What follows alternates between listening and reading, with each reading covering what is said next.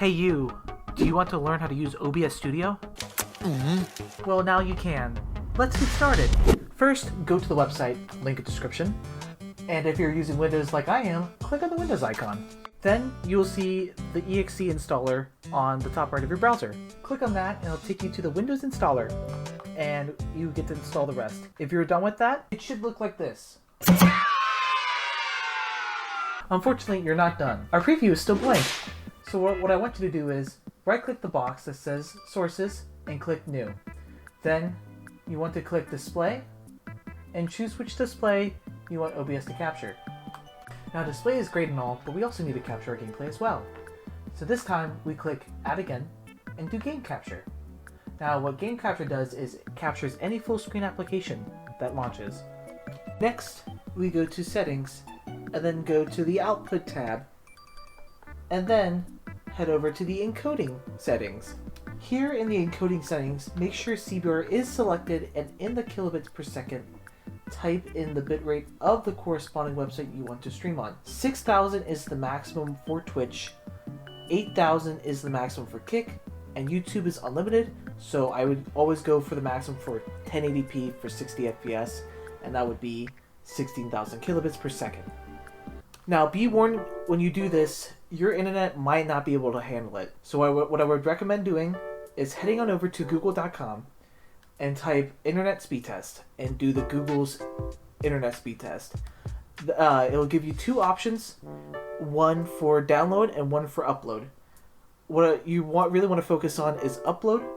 For the speed, it will give it to you in megabits per second. The conversion rate for megabits per second and kilobits per second is 1 to 1000. So what you do is you take your upload speed, you times it by 1000, and that's the maximum amount of bitrate you can have while streaming. Now let's head over to the recording tab.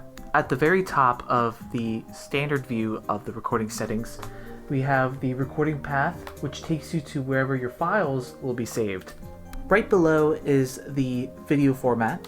Most people use either MKV or FLV because you can sometimes recover parts of a corrupted video using either format.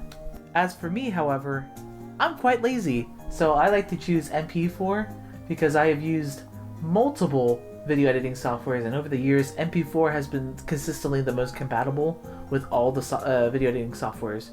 A bit of a warning though, unlike MKV and FLV, once an MP4 gets corrupted, it's gone for good.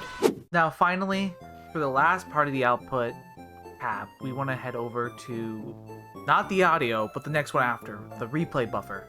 Once you click on replay buffer, you want to click enable, and you want to set the maximum replay time. Like, so I have it set to 300, so that's probably about 5 minutes for me. But you can set it to however many time you want. Basically, what a replay buffer is, it just makes clips in the past. So when something happens, you can save it and be able to view that whole section from the past. Instead of just going through the whole recording, you could just hit a keybind and you're done. So now what you're wondering is, how do I record a replay buffer? How do I clip it? So what you want to do after this is go to the hotkeys tab, and you want to scroll down to where you can find save replay. Now that we're at the save replay, for replay buffer, you just have to scroll down a little bit. Put in your keybind by clicking here. For me personally, I did shift home, but you could do whatever keybind you want. But yeah, other than that, this finishes the tutorial. If you want to go into more details, let me know in the comments. But yeah, that's how I record my videos. I hope you enjoy, and have a good day. Bye-bye!